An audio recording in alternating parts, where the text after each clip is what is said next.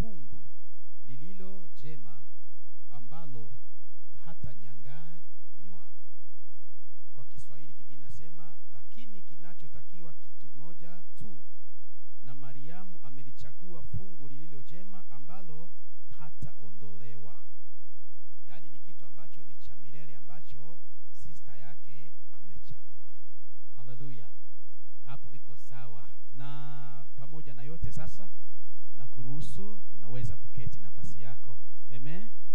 Tukaweze kubarikiwa pamoja. Sababu inaanza kunibariki mimi na kisha inashuka kwako.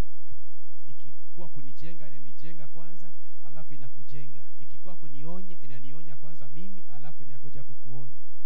Na ndio maana nakuta mara nyingine kwamba lazima uhubiri kile kitu ambacho wewe kimeanza kwanza kukusaidia.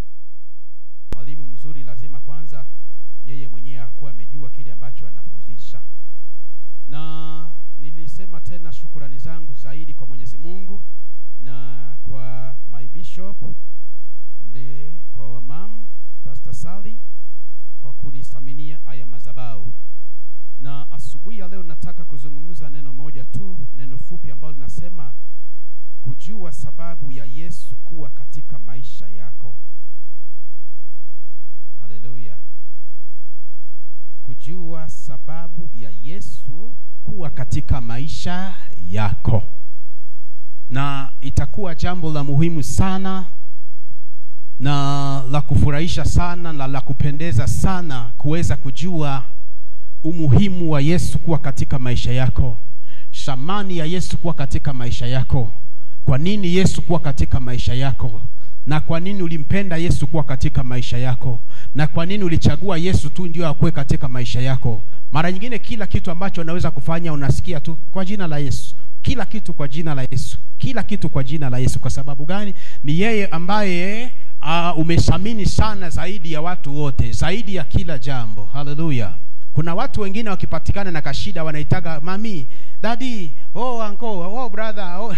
Sababu gani? Ni wale watu ambao ndio wako sana ndani yao. Lakini sisi katika mapenzi ya Mungu, wakati wote ambao tunakutana na jambo, tunakuwa na jina moja ambalo tunakuaga tunalitaja mapema.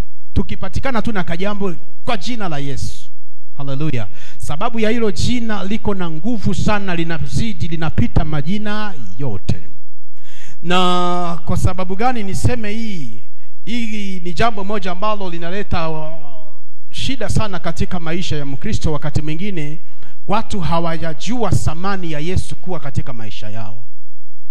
Sikiza nikwambie, Yesu ni wa muhimu sana zaidi ya watu. Yesu ni wa muhimu sana zaidi ya vitu. Yesu ni wa muhimu sana zaidi ya wafalme. Yesu ni wa muhimu sana zaidi ya ufalme. Yani Yesu ni tosherevu wa kila kitu. Na pamoja na yote tunaangalia maandiko gisi inavyosema kwa sababu ya familia moja, mtu mmoja ambaye alikaribisha Yesu katika nyumba yake. Haleluya. Ndio maana maandiko yanasema kitabu cha Revelation ama Ufunuo 3:20 kunasema kwamba tazama nabisha mlangoni, mtu ambaye atakayesikia sauti yangu naye akifungua nitaingia kwake. Tazama nasimama mlangoni nabisha, mtu akisikia sauti yangu na kufungua mlango nitaingia kwake, nami nitakula pamoja naye pamoja nami. Na Yesu wakati ambapo amemaliza huduma akitembea katika kijiji fulani, maandiko yanasema vizuri ya kwamba kuna dada ambaye alimuona Yesu na akamkaribisha katika nyumba yake. Dada yetu anaitwa Martha. Martha wakati ambapo alimuona Yesu, alimkaribisha Yesu. Ilikuwa jambo moja la muhimu sana, la kufurahisha sana, la kupendeza sana. Na kila mtu unaweza tamani kukaribisha mtu wa thamani katika maisha yako. Amen. Na usifikirie kwamba ni rahisi sana kila mwaliko inaweza kubalika. Hapana, sio kila mwaliko. Kuna mtu unaweza mkaribisha na akakosa kuja kwako. Kuna watu wako na kiwango, wako na kitengo. Lakini tunampenda Yesu ya kwamba Biblia haijatuambia kwamba utajiri ambao huyu dada alikuwa nao ndio lisababisha kwamba Yesu akuje katika hii familia. Haijasema hivyo sababu kulikuwa ujue kwamba mgeni unapomkaribisha anakuja kwako na lengo gani? Nia yake ni nini? Ni kitu gani ambacho anabeba? Ni nini ambayo anakuaga anafanya? Tabia yake ni tabia gani? Ana hali lazima ujue maono yake katika maisha yake na kuaga namna gani. Sababu sio kila mgeni unaweza karibisha kwako. Kuna mwingine ambao unaweza kujutia sababu ulikaribishaga mgeni na hiyo kitu inaanzaka kukusumbua sana sababu hauwezi karibisha tena mgeni kwako kwa sababu unajua baada ya kutoka kuna kitendo alifanya. Sio kila mtu anaweza kuwa rafiki kwako, sio kila mtu anaweza kuwa mgeni kwako, lakini ilikuwa jambo la furaha sana kukaribisha Yesu kwa sababu walikuwa wanajua Yesu ni nani. Lakini cha ajabu hakujua Yesu anabeba nini ama hakujua Yesu maono yake ni gani. Sometimes tunataka tuwe na marafiki wengi, si ndio?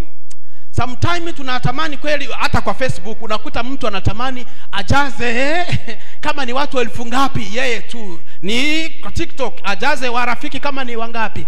Lakini acha nikwambie, pamoja na kujaza au marafiki, kila mtu uko na nia yake tofauti. Na lazima uweze kujua mtu ambao unakaribisha katika maisha yako, sababu kuna mtu mwingine anaweza akakuacha na kulia, akakuacha na majonzi, akakuacha ukivunjika moyo, akikuacha ukikatishwa tamaa. Na kuna mgeni ambaye ukikaribisha kwako, akitoka kwako unaacha ukicheka. Sababu Yesu unapomkaribisha, yeye anakuwa ni kwanza anajua kubeba mahitaji yako, anajua kubeba gharama ya maisha yako, anajua akiingia kwako hata kama kulikuwa na magonjwa, obvious magonjwa haitapata nafasi. Akiingia kwako, aspect ya kwanza ya lazima abadilishe maisha yako. Lazima tabia zako ama mwenendo wako, kuna vitu lazima vibadilike kwa hiyo presence yake. Sababu hakuna mtu anaweza mkaribisha na yeye akakubali kuingia kwake na kisha yeye akabaki na hiyo hali. Hapo itakuwa ni uongo. Zakayo alimkaribisha, na baada ya kumkaribisha alifanya namna gani?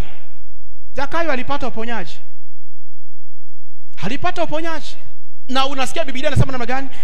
Zakayo kama alikuwa ameona watu wengi, lakini mtu tu mmoja ambaye alikuwa nasalia hajaona katika maisha yake ilikuwa ni Yesu. Alikuwa natamani aone kwamba huyu Yesu ni wa namna gani. Na hii ilikuwa jambo moja la muhimu sana ama la kufurahisha sana kwamba hii familia umemleta Yesu katika nyumba yao. Lakini Martha ambaye ameanza jambo la kukaribisha Yesu hakujua maono ambayo Yesu iko nayo. Na hapa ndio itakuwa jambo la muhimu kwetu kama Wakristo. Lazima ujue mtu ambaye unakaribishwa katika maisha yako ni nini ambayo anabeba. Amekuja kwako kwa lengo gani? Amekuja kwenu kwa sababu gani? Ni rafiki yako kwa biashara gani? Hallelujah. Hapa tunakuaga wakarimu sana, na wakati mwingine baada ya hapo tunakuja kulia, unakuja kujutia. Kwa sababu gani? Ulikaribisha mtu ambaye haumjui.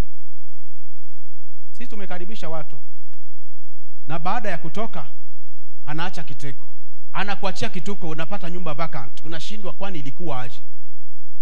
Ilikuwa na huyu ni mtumishi. Na si mara kwanza, huyu ni mtumishi. Na unashindwa surely. Ndio maana lazima tuwe waangalifu, tuwe wakengeefu sana. Ukisikia Biblia inasema tuwe waerevu kama nyoka, waerevu sana. Haleluya. Sababu dunia ambayo tunaishi ndani ni ile dunia ambayo watu wanavaa ngozi ya kondoo, lakini ndani wanakaa maisha ya mbwa mwitu. Ni mzuri akiongea ndio, ni mzuri akihudumu ndio, lakini baada ya hapo, baada ya kuhudumu, baada ya kukuonesha ukarimu, hapo kuna kitendo kingine ambacho kitakuvunja moyo. Lakini napenda Mungu ya kwamba Yesu anapoingia katika maisha yako, anakuja na lengo la kubadilisha maisha yako. Na huyu dada hakujua kwamba Yesu kukuja kwake duniani alikuja na mission ya kuleta kwanza wokovu.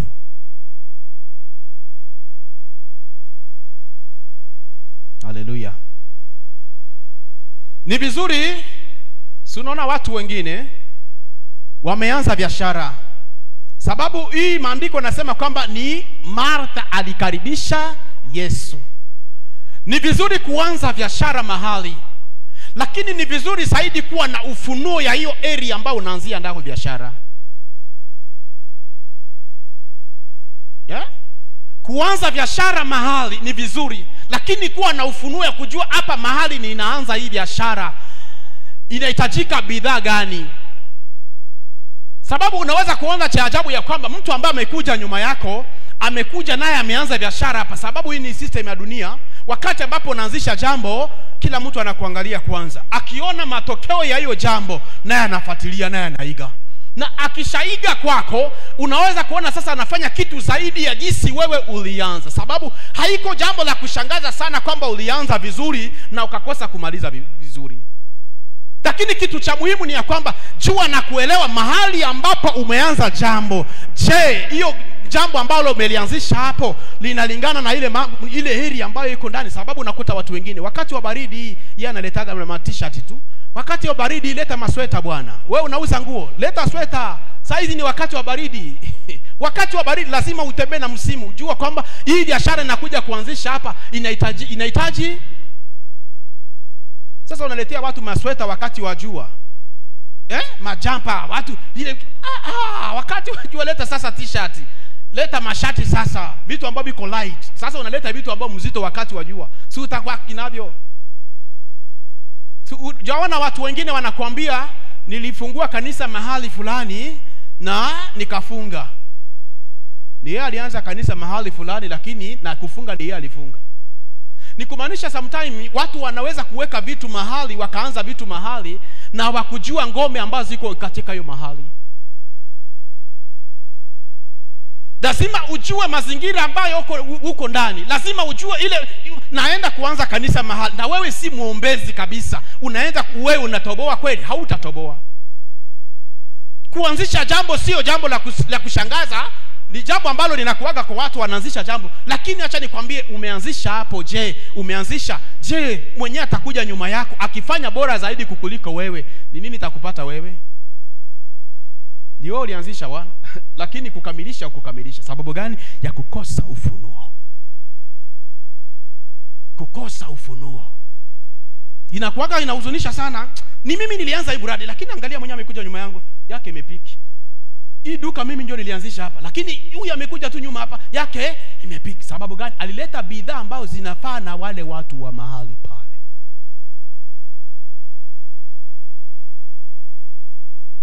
Ilileta huzuni sana katika moyo wa Martha. Sababu gani? Alijua katika mila ama katika asili ya binadamu, wakati watu wanakaribisha mgeni kwako, lazima kwanza ushughulike, ujue tumbo yake itakaa namna gani. Hapana mtu anakuja kwako unamwanzia stories za mama fulani, ni mshenenje unaanzana na asili ya binadamu wote anajua kwamba huyu mgeni amekuja kwangu, lazima kwanza apate chakula. Lazima kwanza nimwandalie chai. Lazima kwanza akae. Lakini kitu cha ajabu ni ya kwamba hakujua lengo la Yesu kuwa katika nyumba na ndio nakuta watu wengine kwamba huwa una regret ya kwamba nilikuwa na mgeni, fursa nimepata, lakini sababu ya kutokujua kuitumia inakupita tu hivyo. Wewe hujasikia mtu anasema kwamba ule njoo alingikuaga bwana yangu, lakini kwa sababu gani? Zako zilikukua kwa mingi kwa makili, ukasema ukapuuzia ama ukasarau kwa sababu ya ile hali ambayo umeona leo. Baada ukimuona kesho, ule njoo alingikuaga bwana yangu.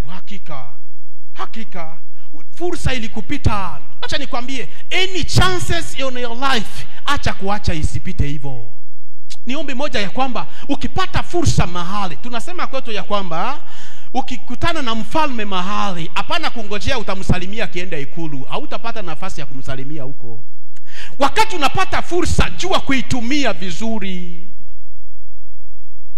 Napenda wamama wanaendaga kwa sherehe, haendi hivyo tu. Sisi wanaume tunaendaga kwa sherehe hivyo tu, na simu yetu tunaenda tuna simu, tukimaliza kukula tunarudi. Lakini ukiangalia most of ya wamama anaendaga na karatasi hapo ndani ya kibeti yake. Anajua fursa ikionekana tu hapa, sirudi peke yangu, narudi na kitu. Fursa ikipatikana katika maisha, itumie vizuri. Kuna mtu ambaye unaweza jutia.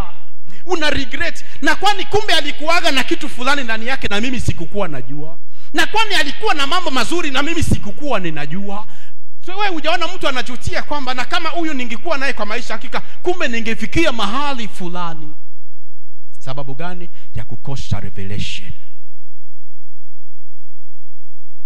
Yesu iko ndani ya nyumba ya Martha. Inaonekana kwamba Martha alikuwa na uwezo, alikuwa na kipato, sababu huwezi karibisha mwanaume ambaye anabeba watu 12 nyuma yake, na labda si 12 peke yake, labda walikuwa zaidi. Inaonekana kwamba alikuwa na kipato, alikuwa amejiweza, lakini hakukuwa na ufunuo zaidi ya sister yake mdogo. Maandiko nasema vizuri ya kwamba wakati ambapo Martha anashughulika sana na mambo ya tumbo, mambo ya chakula, na ndio maana iko jambo la hasara sana katika maisha kutembea na mtu ambaye hamuko maono mmoja na yeye. Utaumia. Unaoleka ama unaoa mtu ambaye hamuko na maono moja katika safari ya wokovu, utakuwa na vikwazo kila wakati. Munafanya kazi na mtu ambaye maono yako na yake haingiani, mtakuwa na shida tu. Umoja iko kiroho sana, mwingine uko kimwili sana. Hamtaelewana hata siku moja. Kila wakati mtakuwa mnagongana. Sababu gani? Huyu anataka vya kiroho, huyu anataka vya kimwili. Huyu anataka vya kimwili, huyu anataka vya kiroho. Sasa wakati mambo ya kiroho inahitajika, huyu wa kimwili atakuwa na kuimpose. Atakuimpose sababu gani? Anataka mtembee na mambo yake ya kimwili. Ikafika muda ambapo huyu dada anaambia Yesu sasa. Imagine yeye ndio amekaribisha Yesu. Na kisha sababu ya kuhangaika sana na utumishi ambao alikuwa nao kwa sababu ya tumbo, anakuja kuambia Yesu. Na Yesu uone kama ni jambo mbaya ambalo alifurahishi kweli. Huyu dada yangu ameniachia kazi peke yangu. Naomba tafadhali sana muambie akuje anisaidie.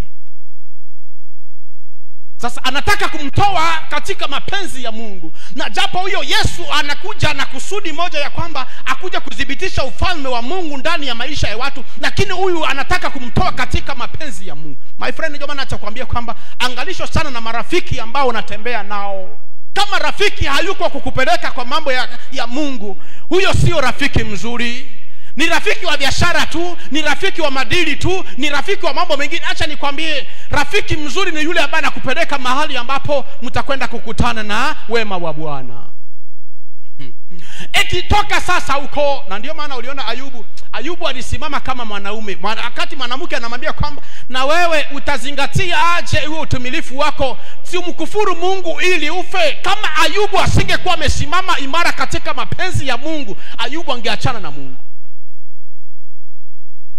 Wazee, lazima ujue wewe ndio kuna bendera ya nyumba bwana. Ukiacha kuacha sasa mama ndio kusema, utaenda chini. Martha anaambia Yesu, na huku ajui sababu ya Yesu kuwa katika nyumba yake. Maana kuna watu wengine katika maisha yao hawajawahi kujua thamani ya Yesu kuwa katika maisha yao ni nini. Lengo la Yesu kuwa katika maisha yake ni nini? Kuna watu hata Mungu amewatendea miracle, lakini kifika sasa ikiwa kwa mambo ya Mungu ni walegevu wa hali ya juu. Sababu gani? Ya kutokujua thamani ya Yesu kuwa katika maisha yao. Acha nikwambie mtu wa Mungu, wakati wote ambao utajua thamani ya Yesu kuwa katika maisha yako, wakati mwingine hautacheza na wokovu. Hautacheza na wokovu. Sababu kuna vitu vingine ambavyo ukivichukulia kwamba na uzito kwa sababu ya mahali ambapo unajua Mungu amenitoa, na ninajua mahali ambapo ninapoelekea, ninajua kama niko mahali hapo si kwa sababu ya nguvu ama uwezo nilio nao, si kwa sababu ya kipato ambalo nilicho nacho, si kwa sababu ya kisomo nilicho nacho. Kuna watu ambao watakuwa serious zaidi. Martha amehangaika, amesumbuka na utumishi mwingi. Akamwendea Yesu akasema, Bwana, uoni ni vibaya hivi dada yangu ameniachia nifanye kazi peke yangu? Basi mwambie anisaidie. Huyu Mary ni sister yake mdogo, anataka kuja kuomba ruhusa kwa Yesu. Una imagine? eti Yesu amruhusu atoke katika miguu yake, aache kusikiza neno, haende. Na ndio kisu nakutaka mara nyingine kwamba tuko kwa ibada hapa, wengine wako ushago, mawazo yako mbali. Tuko kwa ibada hapa, mtu anatoka na simu anaenda kuongelesha mtu nje. Acha nikwambie, ni danger sana kutoka wakati ambapo neno linahubiriwa. Sikiza nikwambie, mara nyingi Mungu hasemi kupitia ndoto ama maono tu, anatuma neno. Na saa ya neno kama hautakuwa mwangalifu, ndio wakati ambapo utapitwa. Saa ya neno ndio distraction. Saa ya neno ndio mtu unafikiria kwamba ni kusoma Bible anasoma, kumbe mtu yuko natuma paka message. Saa ya neno. Lakini saa ya kuimba anaruka anaruka. Saa ya neno distraction. Anataka kumtoa kwa neno. Mwambie acha usikie jibu ya Yesu. Bwana akajibu akamwambia Martha, Martha, unasumbuka na kufadhaika kwa ajili ya vitu vingi. My God. Lakini kinatakiwa kitu moja tu, na Mariamu amelichagua fungu lililo jema ambalo hatajanganywa.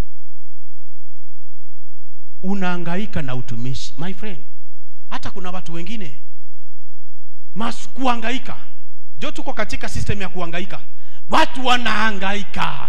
Yaani watu shughuli zao ni kuhangaika sababu ya mahitaji ya mwili. Unahangaikaje na utumishi mwingi? Imagine Yesu yuko pale na anatamani wewe ukuje usikize neno. Wewe uko namna gani? Unahangaika na vitu vingi. Na kisha nataka Yesu mwambie dada yangu atoke hapo, hakuje hanisaidie. Yaani anasahau kwamba Yesu hakukuja sababu ya chakula. Yesu amekuja kuleta ufalme ndani ya nyumba yao. Yeye wanaacha ufalme, iko naangalia chakula. Watakula namna gani? My friend, kuna wakati mgeni hakuji kwako kwa sababu ya chakula peke yake. Kuna mtu anaweza kuja kwako kwa sababu ya kuja kukuletea maono ya maisha. Kuna mtu, sio kila mgeni anakuja kwako kwa sababu ya chakula. Sio kila mgeni kwako anakuja kwako kwa sababu ya kuja kukupeleka. Kuna mtu ambaye anakuja kwako tu kwa sababu ya kuweza kuangazia future yako. Lakini huyu dada alikosa revelation. Mtowe dada yangu akuja kunisaidia. Na Yesu anamwambia umehangaika na vitu vingi. Na ndio maana anasema namna gani katika kitabu cha Mathayo. Mathayo 6 mstari wake wa 28. Inaanza kusema aje? 6:28. Mathayo 6:28 Yesu anasema, huyu Yesu tu ndio anasema. Mathayo 6:28 anasema, na mavazi ya nini kuyasumbukia? Fikirieni maua ya mashamba jinsi ya meavyo, hayafanyi kazi wala hayasokoti. Nami nawaambia ya kwamba hata Sulemani katika fahari yake yote hakuvikwa vizuri kama mojawapo wa hayo. Basi ikiwa Mungu huyavika hii majani ya kondeni yaliyopo leo na kesho hutupwa katika tanuru, na je, hata zidi sana kuwavika ninyi, enyi wa imani haba? Msisumbuke basi mkisema tule nini au tunywe nini au tuvae nini, kwa maana hayo yote mataifa huyatafuta, kwa sababu Baba yenu wa mbinguni anajua ya kuwa mnahitaji hayo yote. Bali tafuteni kwanza ufalme wake na haki yake, na hayo mengine mtazidishiwa. Basi msisumbukie ya kesho, kwa kuwa kesho itajisumbukia yenyewe. Maovu ya siku yanayotosha siku hiyo. Wafilipi 4 mstari wake wa 6 anasema aje? Huyu ni Yesu. Sikia majibu ya watu ambao tunajisumbua. Watu ambao tunasumbuka na vitu vingi, mpaka mtu akiingia kwa maombi hajui ni hitaji gani alikuwa anaenda kuombea. Sababu sasa watoto wako hapa, bwana ndio huyo, kazi ndio hiyo, biashara ndio hiyo, angalia compound, angalia majirani ndio hao, mizigo, yani anabeba mizigo mpaka inamshinda hata akili. Wafilipi ile mstari wake wa 6 anasema, msijisumbue kwa neno lolote, bali katika kila neno kwa kusali na kuomba pamoja na kushukuru, haja zenu na zijulikane na Mungu.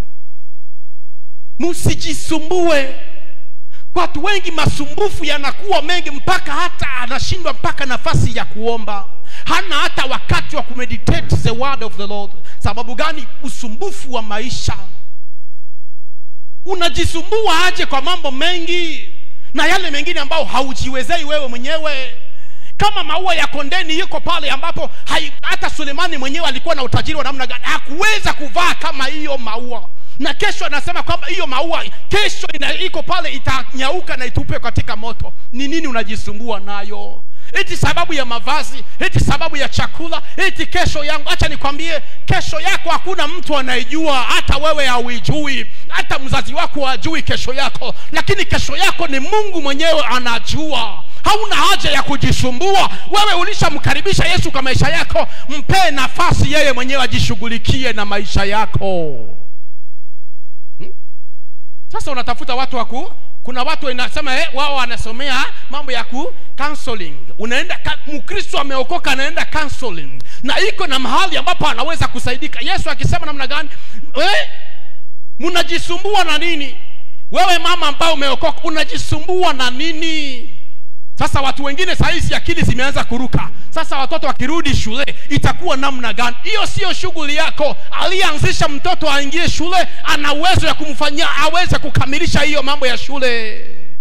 Unajisumbua ati biashara yangu imeisha ama imekuwa chini. Acha nikwambie, wakati mwingine sio kujisumbua ndio itakupea majibu ya haja ya moyo wako. Relax. Najisumbua na mambo mengi aje? Sasa ulishapata Yesu. Lazima kuwa na tofauti ya mtu hajapata Yesu na mtu ambaye amempata Yesu. Sisi tunakuwa opposite. Sisi ambao tunapata Yesu ndio watu ambao tunapasha kutulia, tunapasha kunyenyekea, tunapasha kungojea, tunapasha kuwa watu ambao tunajua kama Mungu wetu atatenda anytime. Lakini sisi ndio tunasumbuka mpaka watu wanaingia kwa line madeni na madeni. Kwa sababu gani? Ya kusumbuka tu. Anaona ni kama sasa hii haitawezekana. Acha nikwambie, ukikuwa mtu akuona deni ndio inaweza kukusaidia, acha nikwambie siku moja deni itakuweka kwa shimo. Utabaki mtumwa wakati wote ambao haujajua ni nani ambaye uko kwa maisha yako. Utabaki mtumwa. Si ni hasara sana kama mtu anaweza kuwa anaishi na president na kisha aita analiliaga hana pesa ya kulipa rent. Eti ikifika wakati ambapo ya kutafuta security yeye hana security. Ni makosa sana. Lazima ujue ni nani ambaye uko naye kwa maisha yako. Majibu ya Yesu ilikuwa tofauti. Yaani mtu unajisumbua aje na vitu vingi? Kile kitu moja ambacho kingitakikana kwako ni kitu moja tu, ya kwamba ambacho dada yako alishachagua. Acha nikwambie, sio rahisi kuchagua. Mezali 22 mstari wa kwanza anasema namna gani? Sio rahisi kuchagua. Uchaguzi ni kitu ambacho cha ajabu sana. Uchaguzi sio kitu ambacho cha kawaida kwa binadamu. Mezali 22 mstari wa kwanza, heri kuchagua jina njema kuliko mali nyingi, na neema kuliko fedha na dhahabu. Uchaguzi sio jambo rahisi. Ndio maana unakuta kwamba Kumbukumbu la Torati iko nasema namna gani? Anasema namna gani? Uzima na mauti ameviweka kwako. Ukitaka kuishi vizuri tu nimeviweka kwa mikono. Lakini sasa wewe mwenyewe ni nini? Kujichagulia. Kumbukumbu la Torati 30 mstari wake wa 15. Hata 10 kuanzia 15 ni sawa, hata hapo ni sawa. Wewe mwenyewe ujichagulie. Yaani wewe mwenyewe uko na ruhusa. Na acha nikwambie, katika kuchagua, si watu wengi wanapotoka hapo wanaanguka, wanafeli sababu ya kuchagua. Sababu baadhi ya watu wengi uchagua kulingana na leo. Anachagua kulingana na gisi anaona leo. Hata ukiambia Lutu atakwambia namna gani? Alichagua sababu aliona huko Sodoma ndio kunapendeza. Lakini hakujua mwisho ya Sodoma kutakuwa namna gani.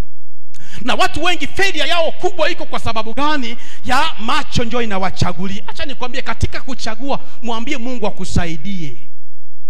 Mwambie Mungu akusaidie. Sababu unaweza ukachagua vizuri kwako leo ukaona kwamba ni vizuri, lakini kesho ikawa majuto na kilio kwako. Lakini Roho wa Bwana akikusaidia, unachaguaga the wrong person, the right person. Unachagua kama ni business, unachagua business ambayo inafaa na wewe, destiny ambayo inafaa na wewe, watu ambao wanafaa na wewe. Katika kuchagua ndio watu wengi wanabaki wakilia. Sababu gani? Alichagua kulingana na macho, aliona leo lakini hakuona kesho. Lakini Mary eti alichagua fungu ambalo lililo bora, lililo njema, linalofaa. Kwa sababu gani? Alikaa katika miguu ya Yesu. Na kukaa katika miguu ya Yesu, hapa Mary alipata kibali kikubwa sana. Acha nikwambie mtu wa Mungu ya kwamba wakati mwingi ambao utakosa neno, kama utakosa neno katika maisha yako, ndio wakati ambapo utakaa maisha ya kukua muoga, ya kukua mfungwa, ya kukua mtu ambaye uko ndani ya giza. Sababu gani? Neno la Mungu haliwezi kukuacha ukae ndani ya giza. Sikija siku moja Yesu anasema na Wayahudi, kitabu cha Yohana Mtakatifu, Yohana Mtakatifu 8 mstari wake 31. Yesu anasema na Wayahudi waliomuamini. Huyu hajasema na wapagani. Basi Yesu akawaambia wale Wayahudi waliomuamini, ninyi mkikaa katika neno langu, mmekuwa wanafunzi wangu kweli kweli. Baada ya hapo anasema, rudi kwanza hapo. Yesu akawaambia wale Wayahudi waliomuamini, ninyi mkikaa katika neno langu, mmekuwa wanafunzi wangu kweli. Yani neno njoo linakufanya kwanza uwe mwanafunzi wa Kristo. Baada ya kuokoka ni kukaa ndani ya neno, kuishi ndani ya neno. Na baada ya hiyo neno nasema, tena mtafahamu kweli, na hiyo kweli itawaweka huru. Haleluya. Akawajibu, amini amini nawaambia, kila atendaye dhambi ni mtumwa wa dhambi. Na huku watu wanajidai tulishaga kombolewa, we are free in Jesus, in the Lord, but we are captive. Tuko mahali ambapo watu ni mateka, watu ni mateka. Watu wako Misri bado na wanasema tuko Kanaani. Wako Misri lakini na wanafikiria tuko Kanaani. Sababu acha nikwambie, kila kitu ambacho unatenda kinyume na ukweli, jua kwamba hiyo ni dhambi. Na dhambi asili yake ni uasi, kwenda kinyume na kweli. Sasa hapa mtu anaweza fikiria tu walikuwa kweli, sababu walijiona kama wao hawajawahi kuwa watumwa, lakini ni wafungwa already.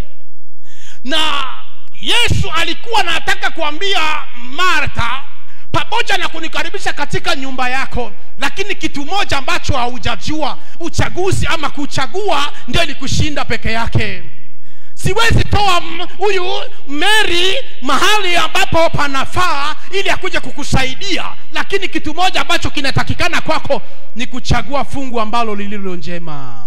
Na fungu hilo halitaondolewa milele. Kwa sababu gani? Nyimbo zitapita, maombi yatapita, vitu vyote vitakoma, lakini neno litabaki linadumu milele. Sasa huyu dada amelichagua fungu ambalo lililo njema. Haleluya. Hapa watu wa Mungu lazima kukaa katika neno, lazima kuishi neno. Na ndio linatufanya kwamba sisi, sababu neno, acha nikwambie, neno linafungua watu. Neno linaleta revelation. Neno ni information kwa mtu. Wakati ambapo unajua neno, kuna mahali ambapo hautaziwiliwa. Kuna mahali ambapo hautaona kama hapa hii haifai. Sababu neno already ukikaa katika mwanga na utakaa mwanga. Ukiishi sana ndani ya giza, utakaa giza. Na mtu ambaye anakaa sana ndani ya maji, anakaaga anafanana maji. Na mtu akikaa ndani ya damu, akitokea anakaa damu. Mtu ambaye anakaa ndani ya uchafu, akitokea karibu yako anakaa mchafu. Mtu ambaye anatembea na walevi, anakaaga ndani kama mlevi. Sababu utafanana kile kitu ambacho unaishi nacho. Utafanana kile kitu ambacho unakula. utafanana kile kitu ambacho unadumu nacho. Acha nikwambie watoto, wanafunzi ambao wanasoma, kama unasoma courses fulani na kama wewe haujifunzi kwa hiyo courses, hautaiweza hiyo courses. Mtu anafanana kile kitu ambacho amezoea, kile kitu ambacho anaishi nacho, kile kitu ambacho anadumu nacho. Na Mary ametulia chini ya miguu ya Yesu. Acha nikwambie, kukosa revelation ni hasara kubwa sana katika maisha ya Mkristo, na inatubidi kwamba tujue kwamba kuna fungu ambalo haliwezi ondolewa, ni kwamba kukaa ndani ya neno la Mungu. Sima ujua kwamba Yesu amekuja kwako, anataka uishi na yeye, na utaishi naye kulingana na word.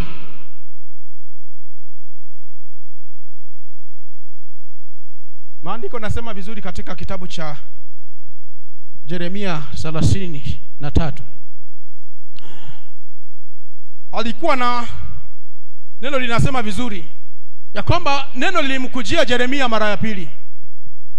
Na wakati lilipomkujia mara ya pili, njoo linataka kumpea ufunuo ya ile kitu ambacho atakuja kuombea. Sikiza, neno linaletaga information katika maisha ya binadamu. Kama hauna neno, hata kuomba utakuwa na uzito sana. Sababu gani? Haujui jinsi utakavyoomba. Haujui. Tuliona hata wanafunzi waliuliza mpaka Yesu, na sisi tunataka tuweze kuomba kama vile wanafunzi wa Yohana. Neno njoo linamwambia kwamba niite nami nitakuitika, na nitakuonyesha mambo mazito makubwa usiyoyajua. Niite. Sababu ya neno. Angalia Danieli, wakati ambapo ili apate kujua kwamba wakati wa ukombozi umekaribia, ama wakati wa ukombozi wa taifa la Mungu ambao wakikuwa Babeli. Kitabu cha Danieli 9 mstari wa kwanza, hapo utaanza kusoma hizo story. Utaona kwamba Danieli kwa sababu ya kusoma vitabu, kwa sababu ya kusoma neno, ndio alipata kujua kwamba ili taifa la Mungu alilikatia umri ama miaka ya kukaa 70 katika nchi ya Babeli. Na unaona hiyo kipindi ilikuwa ni ya kwamba watu wanakuja kuwadanganya na maunabii ambazo sio za ukweli. Kwa sababu gani? Hawajui neno. My friend, kukaa nje ya neno ni kukaa ndani ya giza. Giza. Kama hauna neno la Mungu, kuna mahali ambapo utagonga ukuta, utakwama. My friend, wakati unakaa ndani ya neno, unaanza kuongea jinsi neno linasema. Hallelujah. Ukikaa ndani ya neno, ni neno ndio linaanza kutoka. Wakati wengine wanaishi ndani ya maneno, wanaanza kuongea maneno. Na wakati wengine, wakati ambapo watu wanaishi kwa kuochi vipindi, ile tabia ambazo atatoa kwa vipindi, na ndio atakaa hivyo hivyo. Tasema huyu jamaa, huyu anaochigi vipindi fulani. Ukizoea kuochi mhubiri fulani, na kwambia kuna muda ambapo ukipanda hata kwa pulpit unataka kuongea kama yeye. Sababu yule mtu, ile picha ambayo unazoea kuona, ndio hiyo picha ambayo utaanza kutembea nayo. Na ukiishi sana ndani ya neno, kuongea kwako itakuwa ni neno. Acha nikwambie, ukitoka asubuhi ni neno imeandikwa. Hata Yesu katika kutoka kwa maombi, kumaliza maombi, majaribu haikukuja kwa sababu ya maombi, ilikuja ili aweze kujibu na neno. Kuna mahali lazima urelax, useme imeandikwa. Imeandikwa. Sikiza, imeandikwa. Luka 4 mstari wa kwanza, hapo Yesu alipitia majaribu.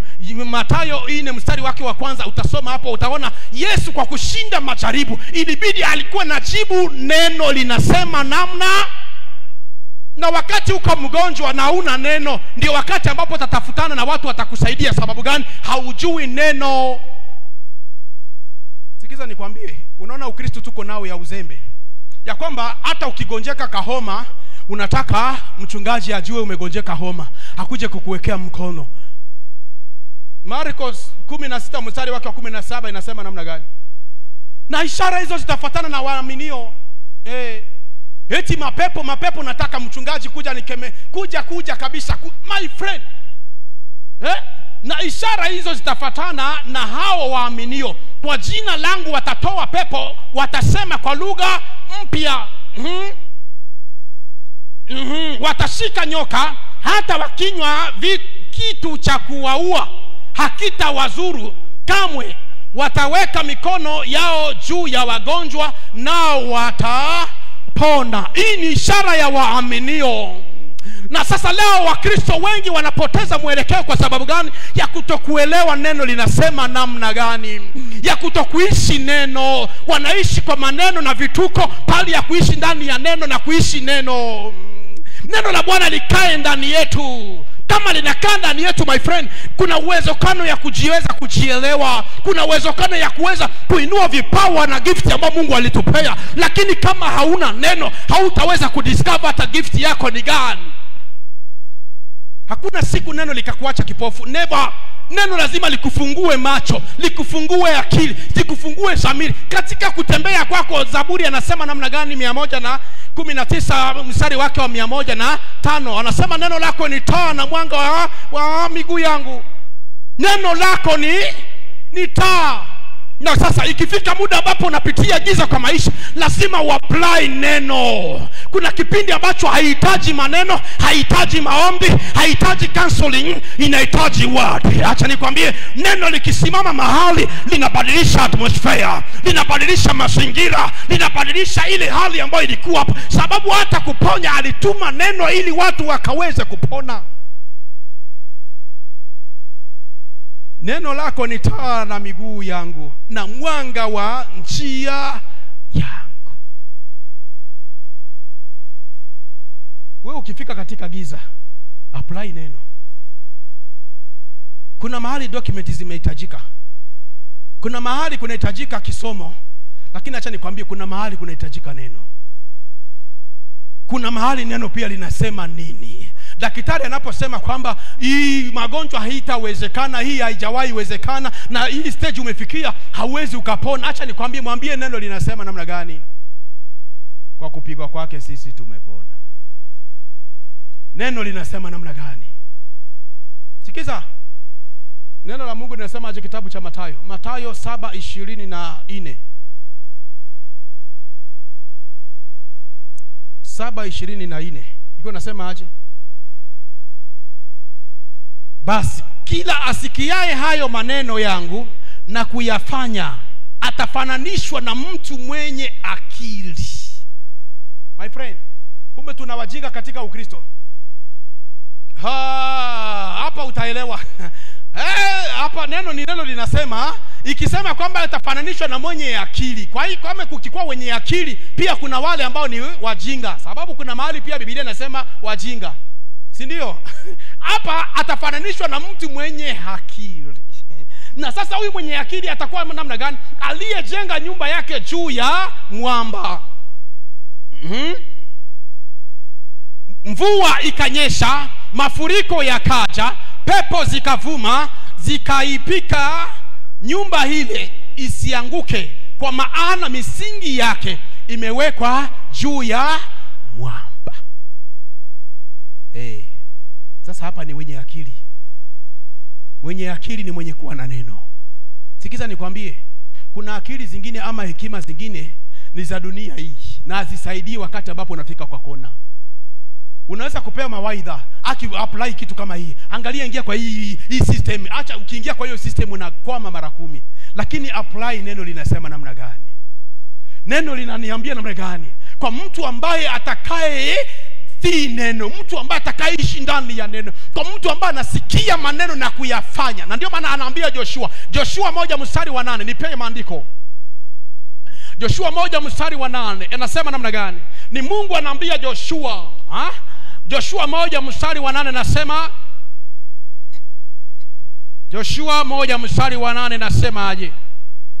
Kitabu hiki cha Torati kisiondoke kinywani mwako, bali yatafakari maneno yake mchana na usiku, upate kuangalia kutenda kulingana na maneno yote yaliyoandikwa humo, maana ndipo utakapoifanikisha njia yako, kisha ndipo utakapostawi sana.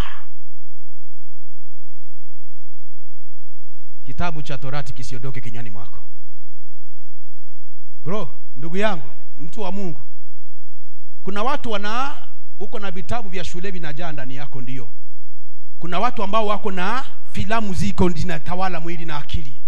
Kuna watu ambao sijui vituko zinatawala ndio system zao. Lakini acha nikwambie, download neno la Mungu litawale ndani yako. Siri ya mafanikio, siri ya kustawi mahali ni word.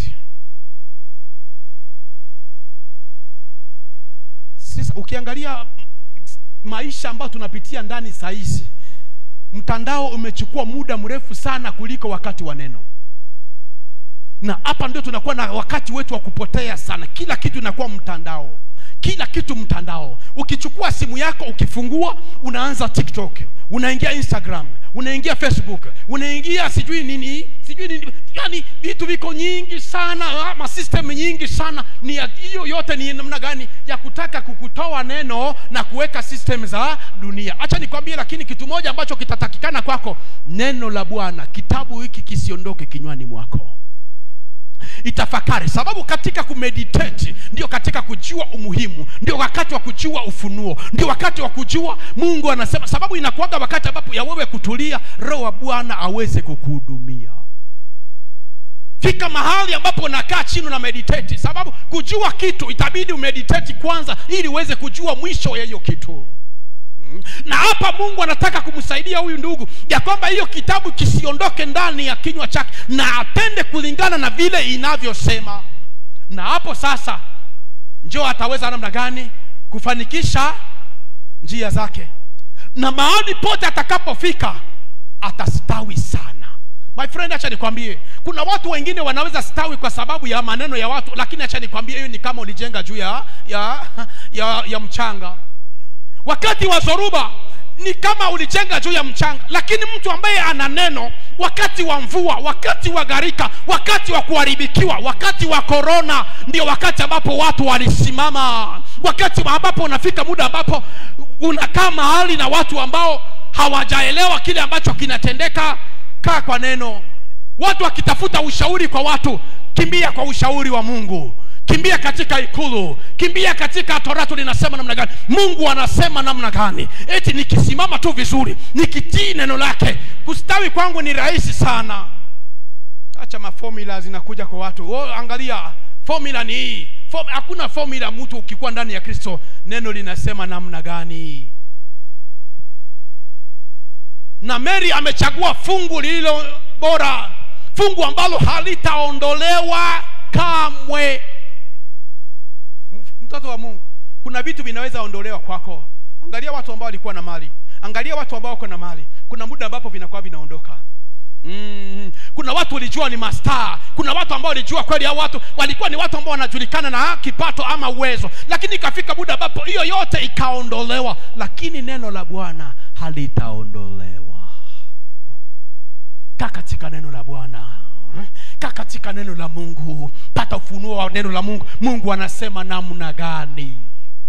Chaka kutaka kufuata watu wanasema aje. Walikuwa wanasema namna gani. Walikuwa wanasema itakusaidia nini? Itakusaidia nini? Ikifika wakati wa vitu ambavyo watu wengine wanakufa na vitu vingi, wewe kaa katika neno linasema namna gani. Na huyu dada Martha alijisumbua na akujua chanzo ama shabaha ya Yesu kuja katika nyumba yake. Acha Mungu akusaidie uweze kudiscover, kujua kwamba Yesu yuko kwa maisha yako kwa sababu gani. Ni vema sana kuweza kutambua Yesu yuko kwa maisha yangu kwa sababu gani. Neno la Bwana. Mary alikaa akatulia akakula neno la Bwana. Angalia, Yesu alikuwa na wanafunzi wengi, lakini ilifika muda ambapo kwa sababu ya kukosa ufunuo wengi walimtoroka. Na wakati ambapo alibaki na mitume, anawauliza, je, na ninyi mkuondoka? Ni Yohana 6 hapo 6:68 hapo. Petro anajibu namna gani? Je, tutaenda wapi Bwana? Na kwako njoo kuna maneno ya uzima. Tutaenda wapi? Twende wapi? Basi Simoni Petro akamjibu, Bwana, twende kwa nani? Wewe unayo maneno ya uzima wa milele. My friend, acha nikwambie, maneno ya Mungu ni matamu sana. Maneno ya Mungu, ukikaa kwa neno la Mungu, acha nikwambie, watu ambao wamekomaa hawakuagi na ngojea unabii. What is the Lord says? Anasubiri neno linasema namna gani. Watu wamekomaa wanajua neno la Mungu linasema namna gani. Watoto ndio wanangojeaga unabii. Ndio nakutaka baba anatangatanga huko. Wanatangatanga kwa sababu anataka aambiwe maisha yangu iko namna gani, alafu ukiambiwa maisha yako iko namna gani baadaye. Lakini watu ambao wako kwa neno la Mungu linasema nini? Twende wapi? Na kwako njoo kuna maneno ya uzima Mary hawezi toka mahali ambapo kuna neno, sababu anajua hapo ndio kuna uzima. Watoto wa Mungu lazima tukae ndani ya neno, tukufe ndani ya neno, tufufuke ndani ya neno, tuzame ndani ya neno, maisha yetu iwe neno. Toka mahali watu waseme naona naongeaga maneno ya Mungu peke yake tu, yani hakuna kitu naongeaga. Sasa nitaongea kile kitu ambacho kinitawali, nitaongea kile kitu ambacho kimenitawala. Ongea kile kitu ambacho ndio watajua kama wewe ni mwanafunzi wa fulani, wewe ni mtu wa fulani, sababu wanasikia kile kitu ambacho unaongea. Kwa kukosa maandiko, kwa kukosa kukaa ndani ya neno, ndio maana tunapotoshwa na kila upepo, tunapotoshwa na kila mtu, tunapotoshwa na kila hali. Ikifika muda ambapo neno, unasikia watu wanajana maneno, hajui hata verses hata mbili kwa kichwa haiko. Ikifika wakati ambapo anagongwa kidogo, hakumbuki hata neno la Mungu linasema nini. Na wakati ambapo utakapopoteza neno la Mungu, my friend, ndio wakati ambapo utaanza kuenda hata unashindwa kujielewa, unashindwa hata wewe ni nani? Wewe ni nani? Neno la Mungu ni tamu. Neno la Mungu ni tamu. Na wakati ambapo unakaa ndani ya neno la Mungu, my friend, nilipenda huyu dada. Watu wanajua kuchagua Bwana. Yawezekana labda ni mara ya kwanza Mary anaona Yesu, lakini akadiscover kuna kitu ambacho Yesu amekuja nacho. Kuna kitu Yesu amekuja nacho, na hicho kitu lazima nikae nisikize. Unakumbuka kuna mwanamke ambaye aliwahi kuambia Yesu, sababu ya maneno ya Yesu tu kuwa matamu. Katika Luka hapo, eti sasa anaambia Yesu, ni Luka 11 ama 13 hapo. Iko naambia Yesu kwamba na ibarikiwe tumbo ambayo imekuzaa na hiyo matiti ambayo uliweza kunyonya. Yesu amemwambia namna gani? Na ibarikiwe mtu ambaye amesikiza neno la na kutii. Huyo ndio amebarikiwa. Wakati mingi ambao tunaishi katika maisha, hii maisha ambayo tuko tunaishi, inatuhitaji neno ndio liwe katika maisha yetu, ndio iwe bendera yetu ya kushikilia. Na huyu dada alichagua fungu ambalo halitaondolewa kwake. Fungu halitaondolewa kwake. Acha nikusaidie mtoto wa Mungu.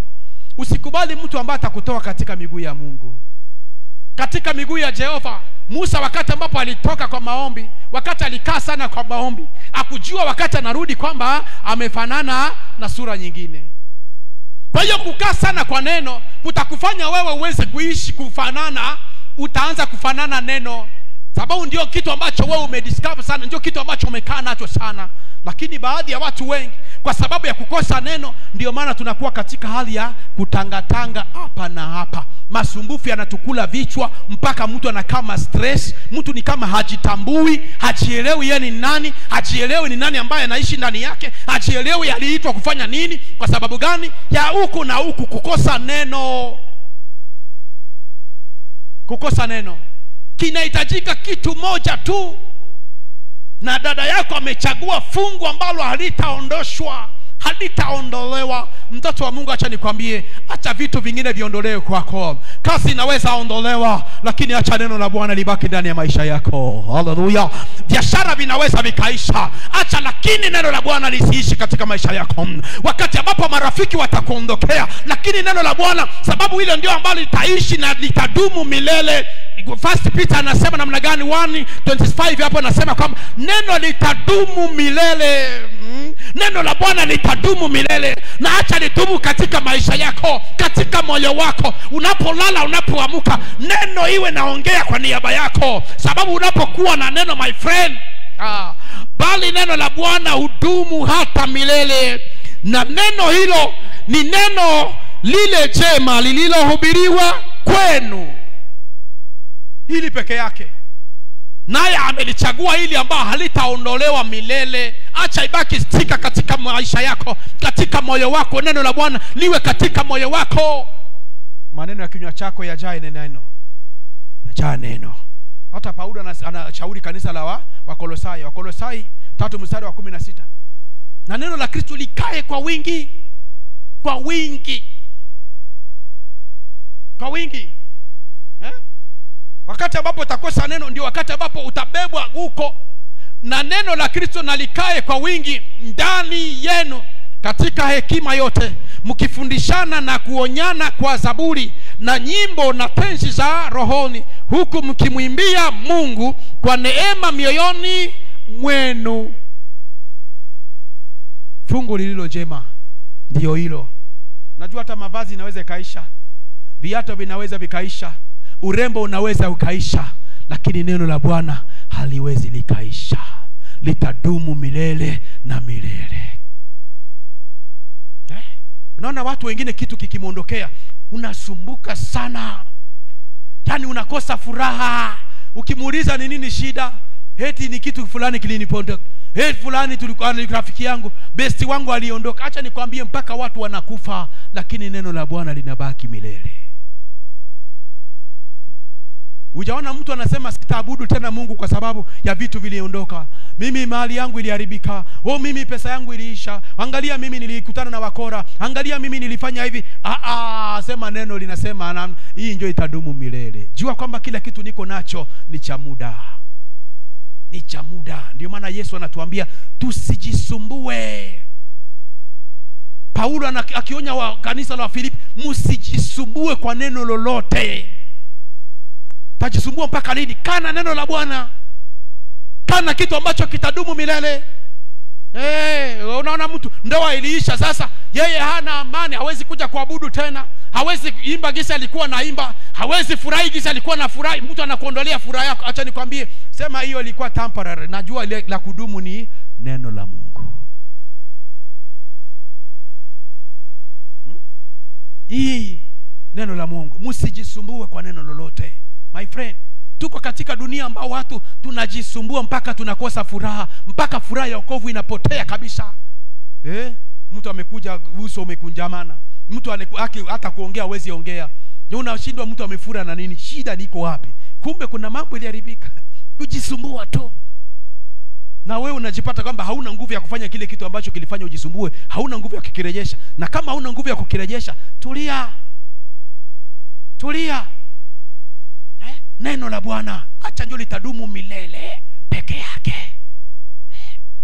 Hivi vitu vyote vitaisha, vitu vyote vingine vitapotea, na wengine watakufa hivyo hivyo tu. Kana neno la Bwana. Mary alikaa kwenye miguu ya Yesu. Mary alikaa kwenye miguu ya Yesu. Paulo ili awe mwanasheria mzuri alikaa katika miguu ya Gamaliel ili akakuwa mwanasheria mzuri. Kaa kwa neno uwe mwanafunzi mzuri wa Kristo. Ishi kwa neno uwe mwanafunzi mzuri wa Kristo. Unafikiria kwamba wazee na wale ambao walikuwa natamani kushika Yesu, ilibidi kukuwa na mtu ambaye atawajulisha Yesu ni nani? Sababu hawa watu walipokaa na Yesu walianza kufanana Yesu. Walianza kufanana Yesu mpaka wanaambia Pita, hata kama namkana hata kuongea kwako Bwana, hata kuongea hata style yako inajulikanaga umetoka wapi. Kuongea jinsi tu na behave tu inaonekanaga umetokea kwa familia fulani. Tabia tu inaweza kukujulisha kama wewe ni wa area fulani. Kama wewe ni wa Maringo inajulikana wewe ni wa wapi. Unajulikana tu wewe hakuna hata mambo ya kuingia kwa maombi, wewe unajulikana area yenu ni pande fulani. Lakini sikiza nikwambie, Yesu anapokuingia, unapomkaribisha kwako, akiingia ndani yako, anaanza kubadilisha kila kitu. Tabia inabadilika, kuongea kunabadilika, unaanza kuongea kama yeye, unaanza kufikiria kama yeye, unaanza kuona kama yeye, unaanza kuwaza kama yeye, unaanza kuishi kama yeye. Haleluya. Na hapa ndio tunatakikana sisi kutulia katika miguu ya Yesu. Kutulia katika neno. Hautawahi kuwa na stress. Mtu ambaye anajua neno hawezi kuwa na stress, hata inakujaga kwa wakati moja, kwa sekondi moja, na dakika ya pili inaisha, kwa sababu neno halitakuruhusu ukae na maneno ndani yako. Haitakuruhusu ukae na stress ndani yako. Haitakuruhusu ukae na vikwazo ndani yako. Haitakuruhusu ukae na chuki ndani yako. Utasikia tu hiyo kitu inaondoka, sababu neno iko na power. Neno iko na nguvu yake. Kwa hiyo tu discover kujua kama Yesu amekuja kwetu kwa sababu tumemkaribisha Yesu kwa maisha yetu, kwa sababu na tujue kwamba yeye ni nani katika maisha yetu. Haleluya. Martha kama angejua umuhimu wa Yesu kuwa katika nyumba yake, angeacha kushughulika na kupika na aanze kwanza kusikiza Yesu anasema nini. Haleluya. Mimi ninataka kumalizia hapo. Ili nataka kukwambia kwamba dada yetu alichagua fungu lililo bora. Fungu lililo ya muhimu sana ya kukaa akisikiza neno la Mungu. Na ili ndio Mungu atusaidie kwamba tukae katika neno la Mungu. Tuishi katika neno la Mungu. Tufanye gisi neno linasema. Na utaona gisi utastawi. Katika kazi yako utastawi. Katika ndoa yako utastawi. Katika chochote utafanya utaona kinastawi. Mahali wanasema kwamba hapa haiwezekani, acha nikwambie ukiwa na neno inawezekana. Mtu tu yote ambaye iko na neno anajua kwamba hii inawezekana. Lakini kama huna neno utafikia muda ambapo unasema na hii haiwezekani. Kwa sababu neno linasema kwamba yote inawezekana. But ikikuja mahali ambapo kama hauna neno, wewe utakuwa na mambo unasema kwamba hii haiwezekani, na hii haikuwagi, na hii haiwezi ka happen. Acha nikwambie yote inawezekana sababu neno inasema. Acha nishukuru Mungu. Yanawezekana uko mahali ambapo umefikia katika hali ya kuyumbishwa, katika hali ya kukosa furaha, ya kukosa tumaini tena. Kwa sababu gani? Ya yale mambo ambayo umekutana nayo kwa maisha. Ile ni moja ambayo nataka kukupea uweze kuelewa na kujijua. Yesu alipoingia kwetu, Yesu anapoingia kwetu, Yesu anapotawala kwetu, kuna mambo mengine ambapo haipashi kujisumbua. Sababu anasema njoni kwangu nyote mnaosumbuka na kulemewa na mizigo, nami nitawapumzisha. Yesu akiingia kwako, kuwa na roho ya kupumzika, sikia kupumzishwa. Bwana, ninakushukuru. Ninasema asante wewe mwaminifu kwa asubuhi ya leo. Kwa asubuhi ya leo Bwana, tusaidie kuweza kuelewa sababu yako kuwa katika maisha yetu. Tusaidie tuweze kujielewa kwa nini uko katika maisha yetu. Tusaidie Bwana kuweza kutambua umuhimu wako katika maisha yetu. Tusaidie tuweze kujua lengo lako kuwa katika maisha yetu na kwa nini wewe uko katika maisha yetu. Tusaidie tuweze kuelewa na kujua kwamba kukaa katika miguu yako ni nafasi nzuri ya kutulia. Utujalie tusingekuwa kama Martha ambaye kukaribisha lakini hakujua, hakupata ufunuo ya kujua nini ambayo ilisababisha wewe kuja katika nyumba yake. Bwana tusaidie. Tusaidie Bwana tuweze kujua neno lako, tuweze kuishi katika neno lako, tuweze kufanya kulingana na mapenzi yako, ili tukaweze Bwana kuitwa watu wa wanafunzi wako kweli kweli, na ili tuweze kuwa na freedom katika kila jambo lote ambalo tunalotenda na kupitia. Tusaidie Bwana, maana wewe ni nuru, maana wewe ni chakula cha uzima, wewe ndiye mwanga yetu. Utuangazie Bwana wakati ambapo tunakutana na giza. Tusaidie wakati ambapo tunakutana na gharika. Neno lako Bwana lisiondoke ndani yetu. Usituachilie katika kipindi ambacho tunafikia muda ambapo ya kukutana na vikwazo. Tujalie tuweze kujua kwamba neno lako kila wakati liko pamoja nasi na ambalo linadumu. Tusaidie Bwana uchaguzi ama uamuzi ambao tuliweza kuamua kwa kuweza kuishi na wewe uweze kudumishwa Bwana. Uhusiano wetu usingekuwa kwa sababu ya mavazi ama ya machakula ama vitu